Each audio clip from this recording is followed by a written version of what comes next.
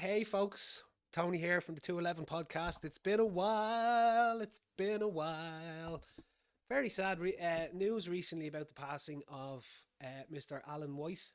Um, I know I'm ranking King Crimson albums here at the moment, so obviously Alan White has nothing to do with King Crimson, but very sad news all the same. One of my heroes, one of my favorite bands of all time. At least my top five, maybe three, are the mighty Yes. So it's very sad. It fucking sucks. All my heroes are dying. I know, obviously, Ray Liotta died. Everyone knows him. Fletch from Depeche Mode, another hero. And Alan White has gone to join Chris in the next level. So, but anyway, I was gonna do a little chat about Alan White, a little tribute, but yeah, it's very sad. It fucking sucks. It's shit. I'm going to see them at the end of the month. I wasn't going to go and see them, but I just thought fuck it. I, you know, it's a night out, isn't it? It's a night out, so we go and see Steve Howe and those other guys, whoever's in the band now. Um, Anyway, I'm trying. I'm doing. First of all, ranking King Crimson albums. How do you rank King Crimson albums? Um, I've done a ranking Iron Maiden, a ranking of Yes, a ranking of Depeche Mode. And the bottom, my least favorite album on theirs are pretty shit. Personally, I think this is obviously just my opinion. But when it comes to King Crimson, there's no worst album here. The lowest, my least favorite album is still fucking brilliant. Like, it's still amazing.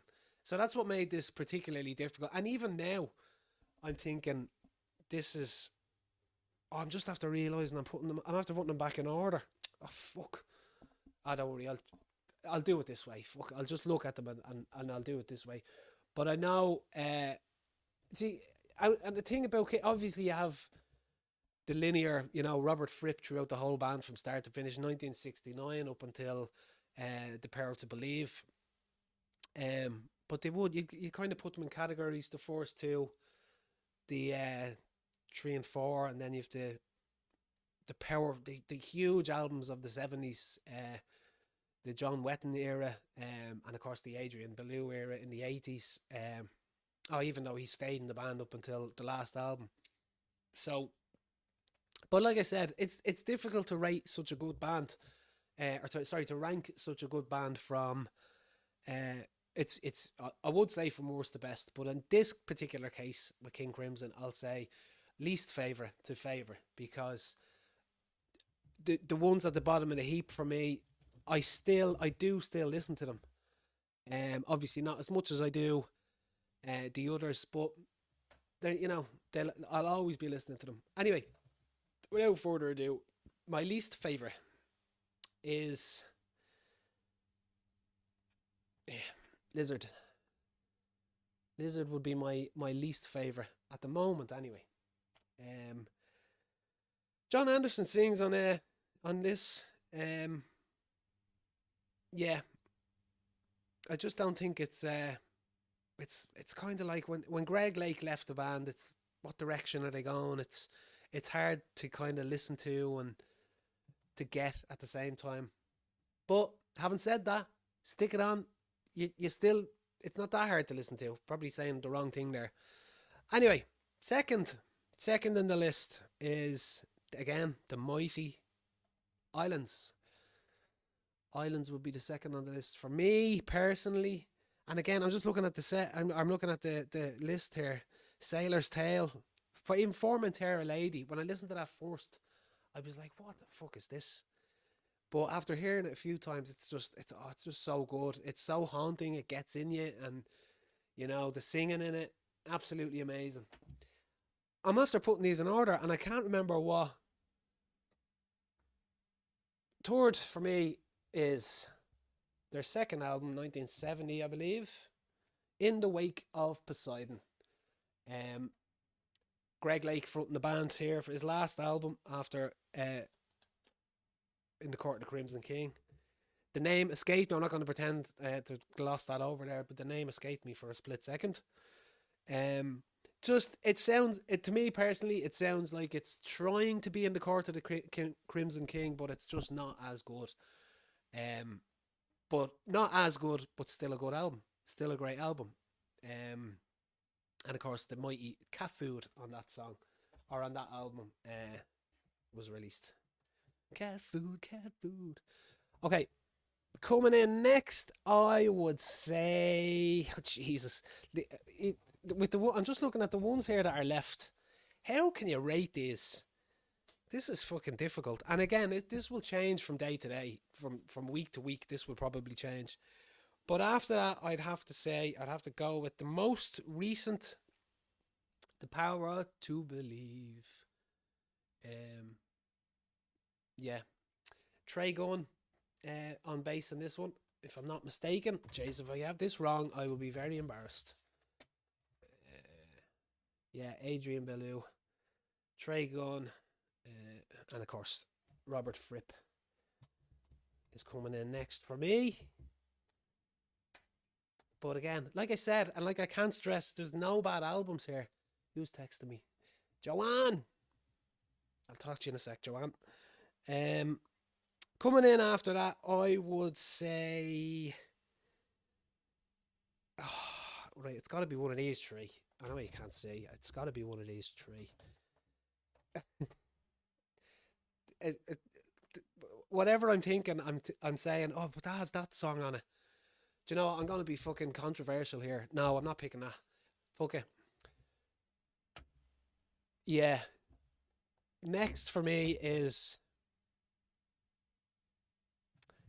I'll go with the Reconstruction of Light. That'll be next for me. Um, Janie Mac, this is tough. I love these. I love the last three albums. I love this, The Power to Believe, and Thrack. They're just they're almost like parts of them are almost like Nine Inch Nails. They're so fucking heavy. Um, they're just a joy to listen to. And again, you're listening to it thinking, how the fuck did they come up with this stuff? Like, I like to think I play a bit of, I play the guitar, bit of keyboard, bit of bass myself. But hearing this, you're like, what the fuck? Aliens wrote this shit. Fucking aliens wrote this. Speaking of Thrack, I gotta go with Thrack next. Love Thrack. I'm a dinosaur. Bill Bruford, of course. Billy B on the drums and that. Uh, Next up for me is the debut.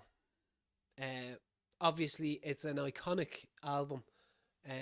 You've got the monst, the behemoth 21st century Skitside Man. I Talk to the Wind. Oh, Epitaph.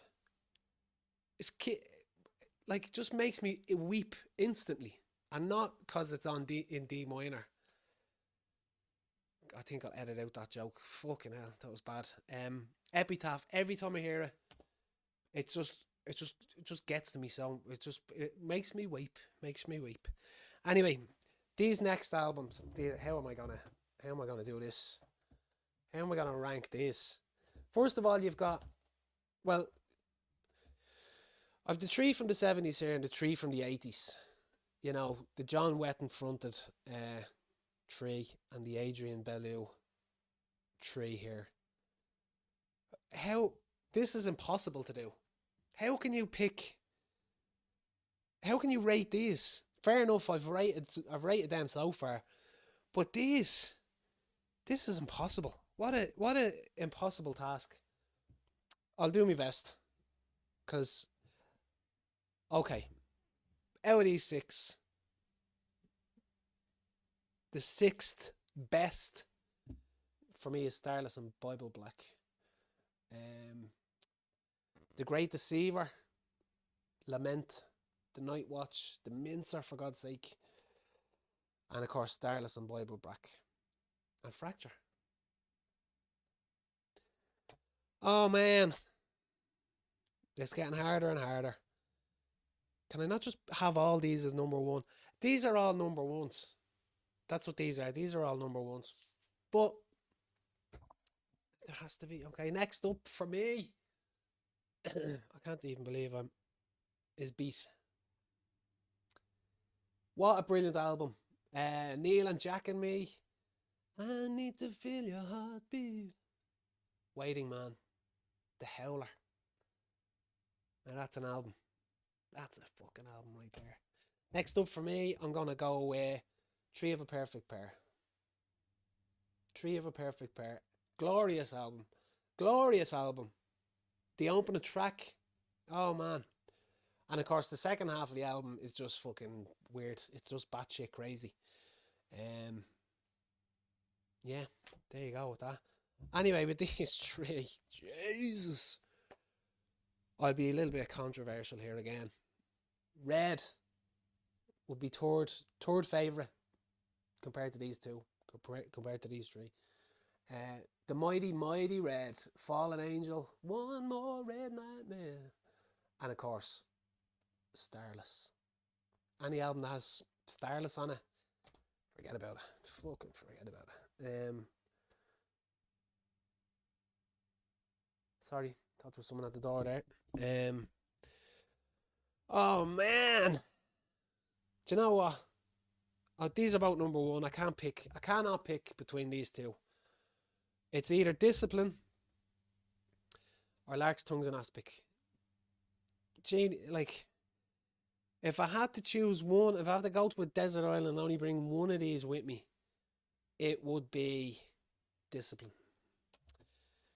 I'm gonna go with Discipline. Absolutely love when King Crimson got back together in the 80s, and of course Bill Bruford was still with them, and did Adrian Bellew and Tony Levin, the studio guy Tony Levin.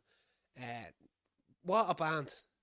You don't get a better band than that, than 80s King Crimson. Robert Fripp, Bellew, Billy B on the drums, and Tony Levin on the bass. Some of that footage on YouTube of them gigging in the 80s are just fucking ridiculous. You're looking at it going, how are they doing such both mammoth musicians, absolutely mammoth musicians. Anyway, that's my attempt at ranking King Crimson. But how can you? Like I said, I've done a couple of rankings before, and the bottom of the pile, in my opinion, are shit. But with the likes of King Crimson and Lizard and Islands and In the Wake of Poseidon down the bottom, I still regularly put them on. I still listen to them, and I don't get bored of them. I just don't get bored of them at all. They're one of those bands. They're that good. And I love when prog rock bands go from 70s to the 80s. They don't necessarily bring their progginess with them. They kind of roll with the punches, and they go a bit 80s, like King Crimson have here. The likes of Yes, Jethro Tull have done it as well. They went full fucking 80s when the 80s came along, and of course Rush went 80s, and I love when bands do that. And they just kind of roll with the punches, and some people don't like it. Like, some people don't like Rush 80s stuff, but fucking brilliant. They're brilliant. And that's what makes it bands like this so interesting. They don't stay exactly like, if a band was to stay exactly the same throughout their 40-year career, or in Yes's case, 50-year career, you'd just be bored. You know what I mean? Like, it's great the way the last few Yes albums are shit, and the couple in the 90s. No, one in the 90s was shit. Open Your Eyes. That's the 90s, isn't it? It just makes them. It makes it interesting. Makes it good to talk about. And you just can't. You kind of can't. You can't really fault a band for that when they have that huge body of work behind them like that. But this was about the mighty King Crimson and Robert Fripp. So that's my ranking on that. It'll probably change. I think I'm actually looking at them now, and it's already changing.